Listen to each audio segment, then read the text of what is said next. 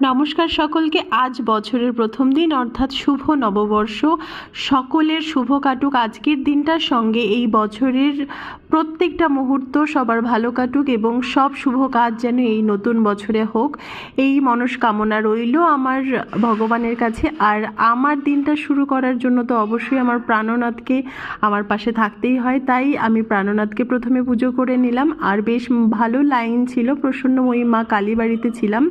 অনেকেই আজকে খাতা পুজো দিতে আসে যারা ব্যবসায়ী, এবং অনেক লক্ষ্মী গণেশকে পুজো দিতে নিয়ে এসেছে। কত সুন্দর সেজেছে দেখো মা, খুব ভালো লাগছে দেখতে।